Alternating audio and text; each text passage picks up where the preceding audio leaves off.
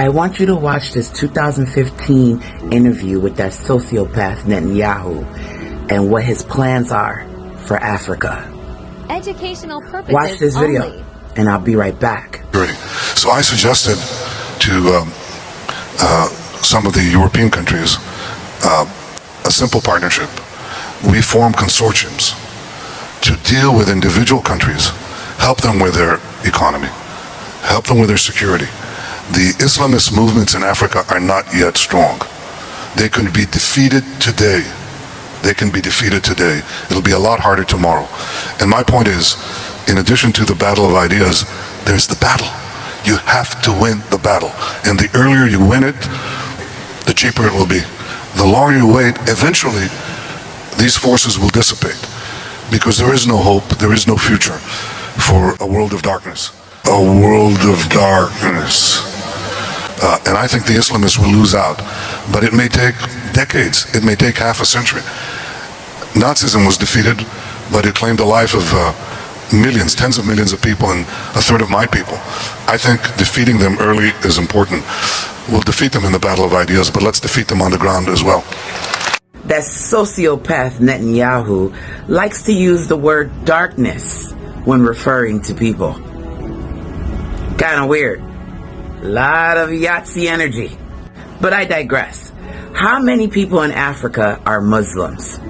It was estimated in 2002 that Muslims constituted 40% of the population in Africa. Islam is the main religion of North Africa, the Horn of Africa, Sahel and the Swahili Coast, and West Africa, with minority immigrant populations in South Africa. That's a lot of Muslim people. Now, he has already said that he talked to European countries to come up with a coalition that they can all come together and go into Africa and do fuck what. Now, I wonder what plans they carved out for Africa. Ain't the first time they carved out plans for Africa. Let's not forget the Berlin Conference of 1884 and 1885. What was the purpose of the Berlin Conference?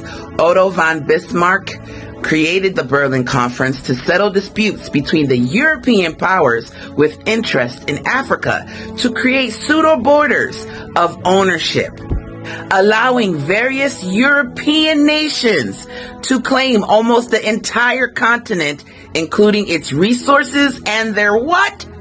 People. Mind you, there were whole civilizations in Africa, people that were living there. That was their home, their land. And the European countries had a conference to say, well, who gets a piece of Nigeria? Who gets a piece of Congo? Who gets a piece of South Africa? And they went and attacked Africa and stole the land. Now that sociopath Netanyahu stated that he had a meeting with European countries so that they can discuss what they should do with Africa under the guise that they're going after the Islamic movement in Africa. For those who keep thinking this is isolated just in, it's not. This is not even the Zionists against it is colonization against the indigenous populations. This is what we're seeing right now. Everything is interconnected. Keep thinking this ain't got nothing to do with you. If we don't step up and stop what's happening they're coming for the world. The Palestinian struggle is not just a cry for justice.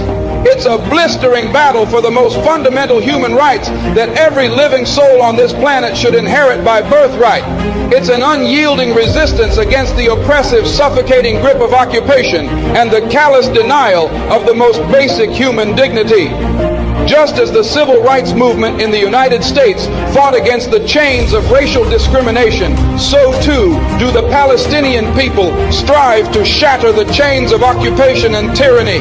Never forget, my friends, that the Palestinians, much like African Americans in the United States, have been subjected to a heart-wrenching history of suffering and torment.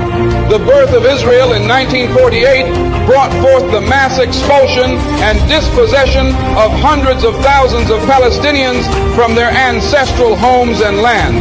This is a historic injustice that continues to haunt the lives of Palestinians to this very day. The situation in Palestine serves as a brutal reminder of the consequences of colonialism and the ruthless dispossession of indigenous people. It is an agonizing reminder that the fight for justice knows no borders, and we must stand united in solidarity with all oppressed peoples, whether they reside in the United States, South Africa, or any